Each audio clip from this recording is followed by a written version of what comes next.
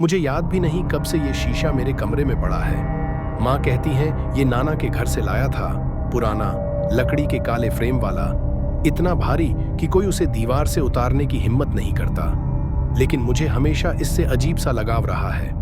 रात के वक्त जब पूरा घर सो जाता है, मैं उसी के सामने बैठ जाता हूँ। धीरे धीरे सांस रुकने लगती है, आवाजें मध्यम पड़ जाती हैं, और फिर बस मैं और मेरा चेहरा रह जाते हैं। लेकिन कुछ दिनों से मेरा चेहरा वैसा नहीं दिखता। कभी होंठ हल्के से हिलते हैं जबकि मैं चुप होता हूँ, कभी आंखें पल भर के लिए चमक उठती हैं, जैसे कोई और भीतर झांक रहा हो। पहली बार डर नहीं लगा, क्योंकि उस रात मुझे उसके दर्शन हुए, वो जो अब इस जन्म में नहीं है, वो जो मेरे पिछले जन्म का प्यार थी। उसका नाम आर्य था, और वो ठीक मेरे पीछे खड़ी थी, शीशे के अंदर। मैंने पलट कर देखा, पीछे कुछ नहीं था। फिर भी उसके हाथ शीशे के भीतर से उठे, जैसे मुझे छूने की कोशिश कर रहे हों।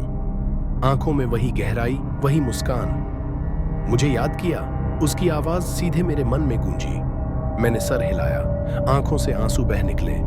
मैं फिर से तुम्हारे पास आ सकती हूँ, उसने कहा, बस कल रात वापस आना। वही समय।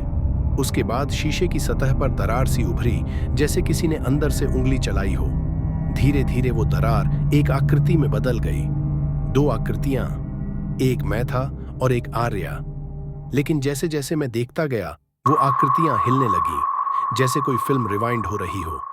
शीशा अतीत दिखा रहा था, हमारी पिछली जिंदगी, वो मंदिर, वो तूफानी रात, और वो आग जिसमें आर्या गायब हो गई। मेरा दिल धड़कना भूल गया। मैं ठंडे फर्श पर घुटनों के बल बैठ गया और फुसफुसाया, क्या तुम सच में वहां हो?